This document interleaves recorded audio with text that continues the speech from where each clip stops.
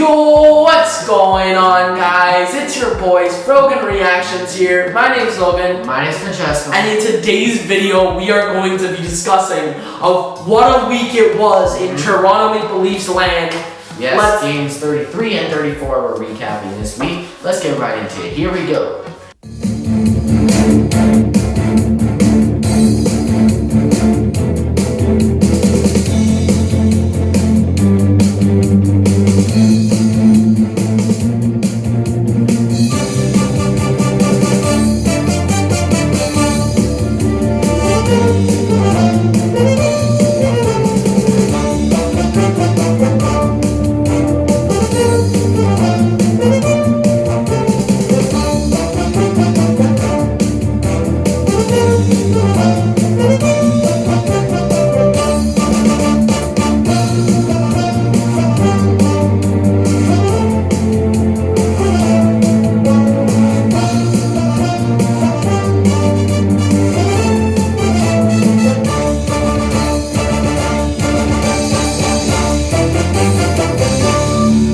So the Leafs win 3-2 to the Ottawa Senators, and the Ottawa Senators played great that game. So let's see what the goals are. So Connor Brown on a short-handed goal, not what you like to see, but this is what the Leafs always do. Find a way to give short-handed goals, and the former Leaf, Connor Brown, makes no mistake and scores one on Chris Tierney, gets an assist at the near end of the period, 2 minutes left. And then in the second period, Eli Mikheyev puts one in the net, assisted by Brody and Hyman in the second period, tying it 1-1 for Toronto. Then in the third period, vintage Jason Spezza, doing great this season. Yeah, 8th of the season. Kerfoot getting an assist here. 2-1 Maple Leafs. And then Alex Formenton scores one, his first of his career or the season, making the score 2-2. Ryan DeSingle picks up an assist, and Bishop picks up an assist. And then in overtime, so in overtime, Justin Hall pulling a beauty, putting it in the net, assisted by Marner and Matthews. First, Matthews tries the wraparound, then shoots it, misses it, passes it to Hall, and it goes in. Beauty. Marner and Matthews pick up assist, making the final score 3-2 Toronto. What a win it was. 4 minutes and 42 seconds into overtime, so there was 18 seconds left. Yeah. 18 seconds. And then we would have went to a shootout, but I don't know how. Yeah, that would have been our first shootout of the season, and I don't know what the Leafs are like this season. So 41 shots on goal for the Toronto Maple Leafs to the Senators, 31 shots on goal. It's a useless stat. 0 for 3 on the power play for both teams. 6 penalty minutes for both teams. 15 hits for the Toronto Maple Leafs to the Ottawa Senators, 29 hits. 9 blocks for the Toronto Maple Leafs, 17 blocks for the Ottawa Senators. So not what you like to see on power plays. We're not doing well with our power plays lately. We went 0 for 3 in this game. 0 for 15 in these last 2 games. It's not good. It's not good. We're struggling in the power play. Maybe we need a pickup here, but it's okay. The next game was 2 days later on Hockey Night in Canada. Now Toronto this versus Oilers was an interesting one, man. This was probably the most intense game of the season for the Toronto Maple Leafs. Yes. So let's go over what happened. First period, no goals. Yep, played really well defensively. Then second period, Pierre Engvall doing a rare NHL moment goal. Almost puts it in with his hand. He went with the fist bump almost to the puck, and he just froze up, and then the puck went in itself. Yes. Beats Mike Smith. Off of Smith's glove, so that was a fun goal. Then Darnell Nurse unfortunately puts one in, assisted by McDavid and Draisaitl, tying it 1-1. Then Leon Draisaitl leading Edmonton 2-1, assisted by again McDavid and Tyson Barrie, a former Leaf. And then former Leaf Tyson Barrie scores against his former team, assisted by Draisaitl, making Edmonton, giving Edmonton a 3-1 lead. Not good. So then you can see the Leafs sort of slacking in the second period and going into the intermission 3-1.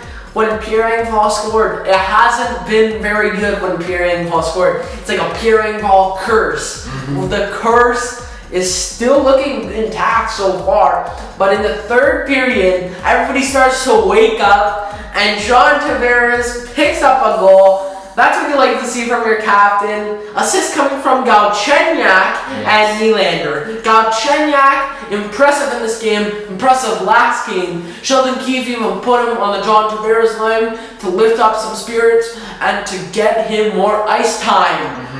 What a beauty from Nylander. Yeah, and then William Nylander scores one. Assist coming from Hall, and Galchenyuk is second of the game.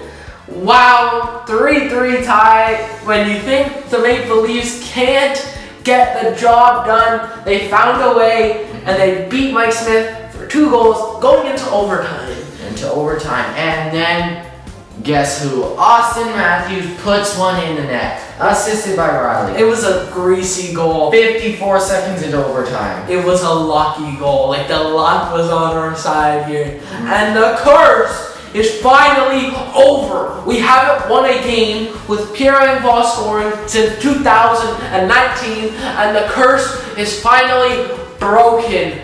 Wow! Very good. What a very good game here by the Toronto Maple Leafs. Let's go over some stats here. 31 shots for the Toronto Maple Leafs to the Oilers, 20 shots. They were 0 for 1 on the power play. We were 0 for 2 on the power play. Not good. We were 0 for 25. It's not been good. We were 0 for like 15 in the last couple games.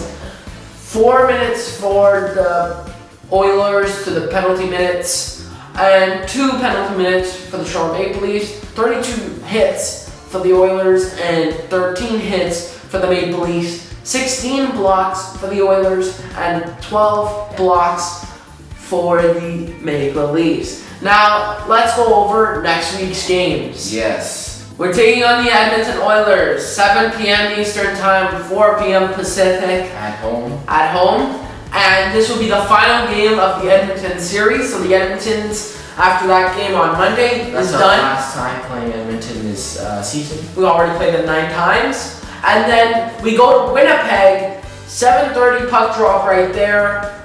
And yeah, hoping to keep the winning streak alive. And then also in Winnipeg on Friday, April 2nd, 8 p.m. So the times are getting later. 7:38.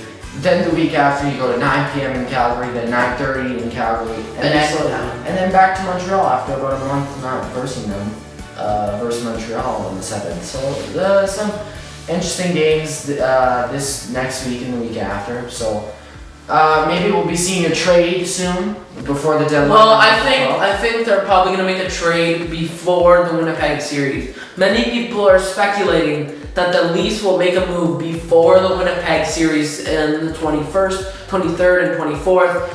We don't know what that move is, but we will find out. Now, some other news.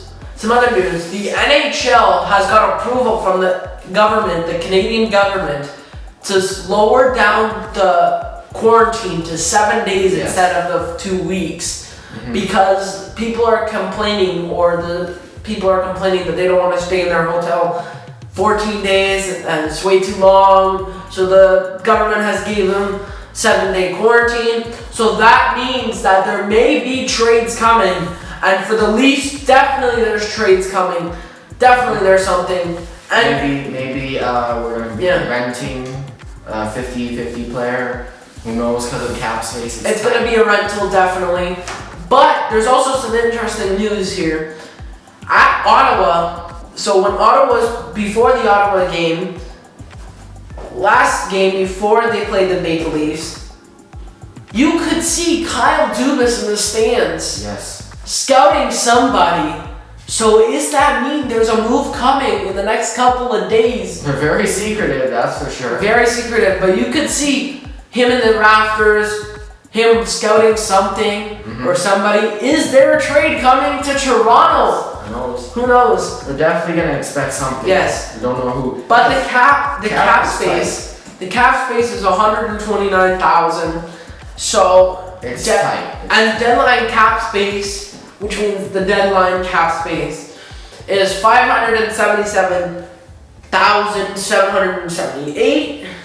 So a pretty good cap space for them right now, and they can spend up to $357,672 current cap space, but projected cap space is different. So, is there a move coming in Leafland? I don't know. We hope Hyman resigns, obviously. Hyman, I think there's something brewing over there. I think he's already signed and done, deal and delivered and signed, handshake and everything.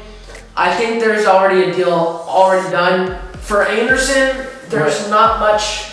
He's day-to-day dealing with a lower body injury, obviously dealing with the effects of his lower body injury that he had this season. And obviously, Thornton and Spezza, they don't want to leave until they win their cup. Well, I think Joe Thornton, this is his last year. He's 41 years old.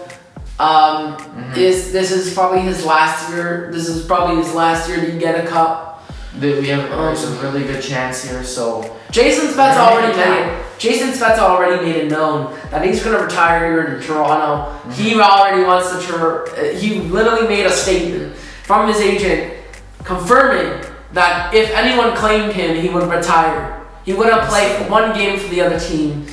So yeah, that's a true leaf right there. That's a true leaf waiting to happen. So that's it for today's video, guys. If you want to like, comment, subscribe, and if you can please leave the like button and the subscribe button. We're almost at 100. We're almost at 100. That is amazing. We're at 91, I believe, right now. The process of this channel growing is unbelievable. We thank you so much for your support. Yes. So we'll see you next week for another episode, and we'll catch you in the next one. Peace.